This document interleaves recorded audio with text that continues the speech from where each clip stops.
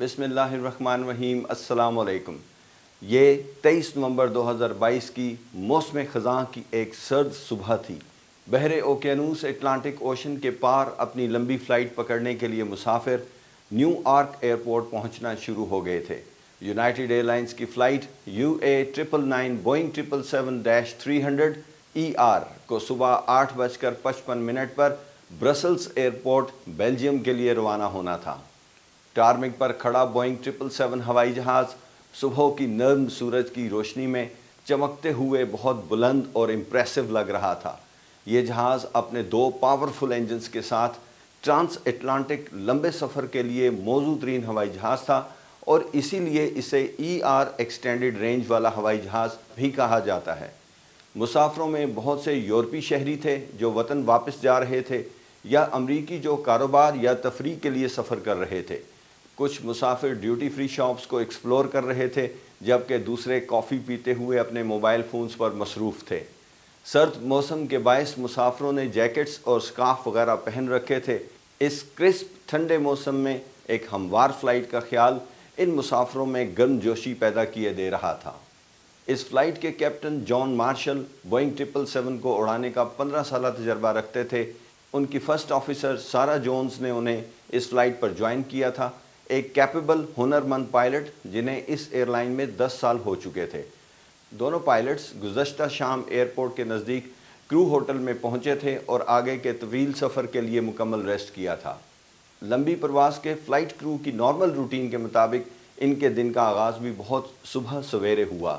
ایک مختصر ناشتے کے بعد کرو ٹرانسپورٹ کے ذریعے دونوں پائلٹس ایئرپورٹ پہنچے۔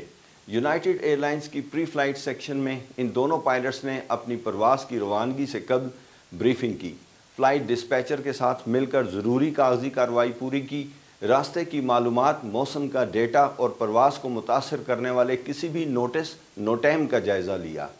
راستے میں اٹلانٹک اوشن کے اوپر موسم ٹپیکل خزاں کے آخری دنوں کی طرح کا تھا۔ ہلکی بارش کے علاوہ اور کوئی خاص موسم نہیں تھا۔ آج ان کے راستے میں کوئی گرج چمک کا طوفان یا ٹربولنس وغیرہ بھی نہیں تھی۔ فلائٹ سموتھ رہنے کا امکان تھا۔ پائلٹس نے اپنے فلائٹ پلان کا جائزہ لیا، ایندھن اور متبادل ہوائی اڈے کے بارے میں ڈسکشن کی۔ ہر ڈیٹیل ٹھیک لگ رہی تھی۔ فلائٹ پروسیجرز کا جائزہ لینے اور ایک مکمل فلائٹ بریفنگ کے بعد ہمیشہ کی طرح وہ ہوائی جہاز کی طرف روانہ ہو گئے۔ فلائٹ اٹینڈنٹس پہلے ہی ہوائی جہاز پر موجود تھے اور فلائٹ کی فائنل پریپریشن کر رہے تھے۔ پھر بورڈنگ سٹارٹ ہو گئی اور کیبن کرو نے مسافروں کو گرم جوشی کے ساتھ ویلکم کہا اور انہیں اپنی سیٹس تک پہنچنے میں اور سیٹل ڈاؤن ہونے میں مدد کی۔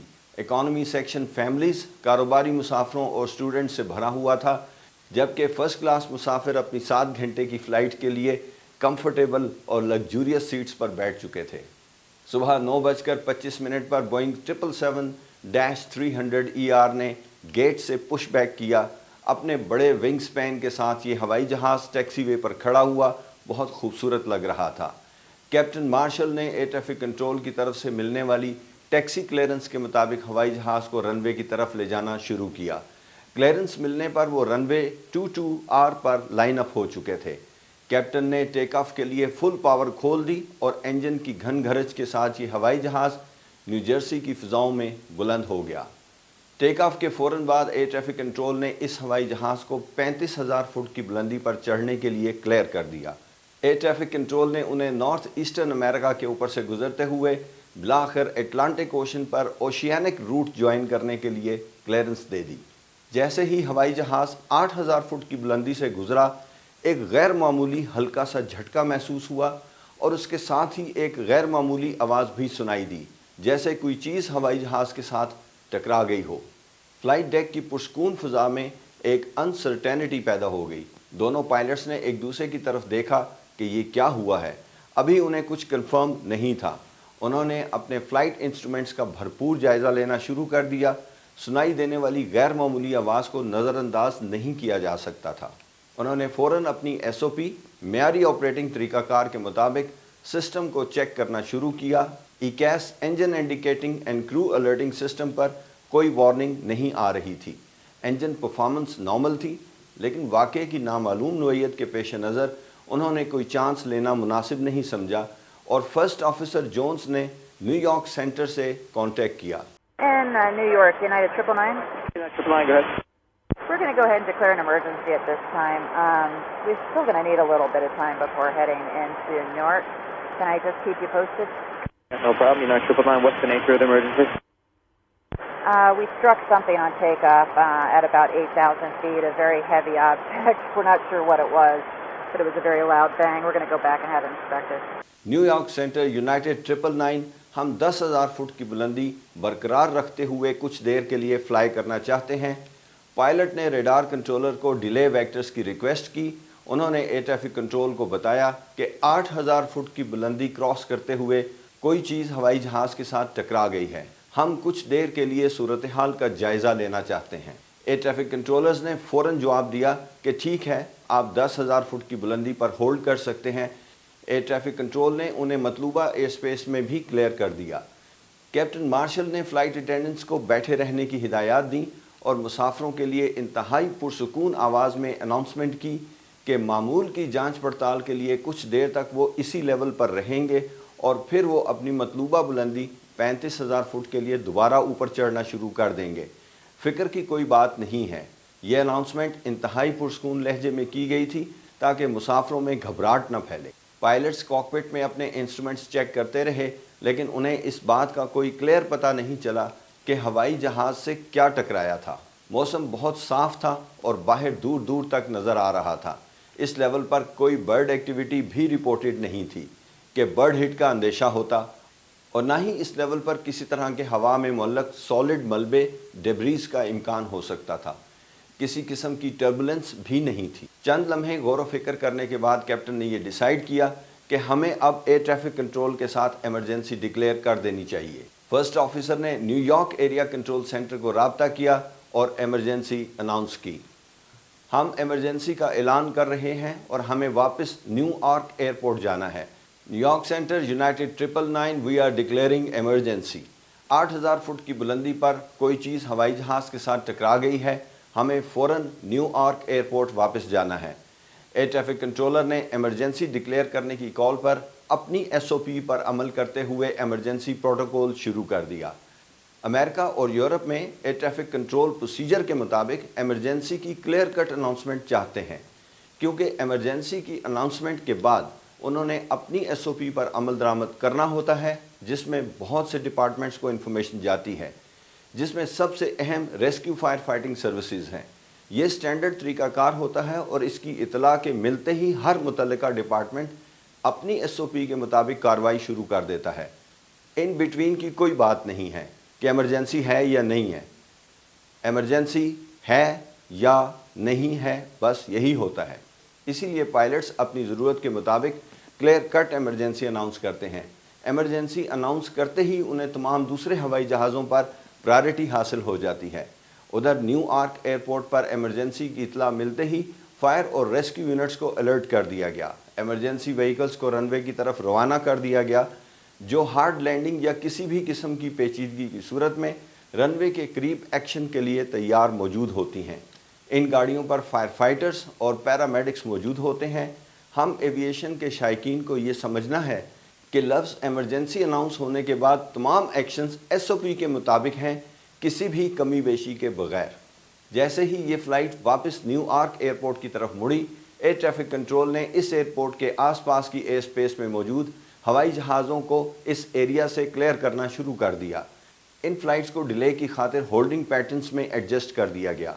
उधर एमरजेंसी एयरक्राफ्ट को इसकी मौजूदा पोजीशन से डायरेक्ट न्यूयॉर्क एयरपोर्ट की क्लियरेंस दे दी ताकि वो कम से कम वक्त में अपनी डेस्टिनेशन पर पहुंच सके। वापसी पर यूनाइटेड एयरलाइंस की फ़्लाइट 999 के कैप्टन मार्शल और फर्स्ट ऑफिसर जोन्स लैंडिंग की तैयारी में मसरूफ़ रहे। उस वक्त अगरचे तैयारा मामूल के मुताबिक परवाज़ कर रहा था, लेकिन गैर यकीनी सूरत हाल के बायस उन्होंने किसी भी हंगामी सूरत हाल से निपटने के लिए अपने प्रोसीजर्स का जायज़ा लिया। डिसेंट और टच डाउन के दौरान किसी भी गैर मुतवक्का सूरत हाल से निपटने के लिए अब वो पूरी तरह तैयार थे। कैप्टन को भी अभी एक और बहुत अहम फैसला करना था। इस हवाई जहाज़ में पूरी फ़्लाइट का ईंधन मौजूद था और इस जहाज़ का वज़न लैंडिंग के लिए ज़्यादा था। कैप्टन के पास ऑप्शन थी कि वो फ्यूल डंपिंग करते یعنی ہولڈنگ کے دوران یا ان فلائٹ ہوائی جہاز کا ایندھن ایک مخصوص بلندی پر پرواز کرتے ہوئے گراتے، لیکن نیو آرک ایئرپورٹ سے نزدیک ہونے کے باعث اور ہولڈنگ میں فیول ڈمپنگ کرنے کے لیے درکار وقت کو دیکھتے ہوئے انہوں نے انتہائی اہم فیصلہ کیا کہ ہوا میں رہنا زیادہ خطرناک ہے بنسبت اس کے کہ وہ ہیوی ویٹ کے ساتھ ٹچ ڈاؤن کر جائیں۔ ایئر ٹریفک کنٹرول نے انہیں رن وے 22 لیفٹ پر فوری لینڈنگ کے لیے شارٹ کٹ اپروچ دے دی تاکہ قیمتی وقت بچایا جا سکے۔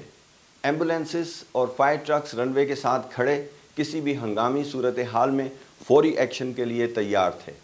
کاکپٹ کا ماحول اگرچہ ٹینس تھا، لیکن دونوں پائلٹس نے بہت اطمینان کے ساتھ اپنے تمام چیکس پورے کیے۔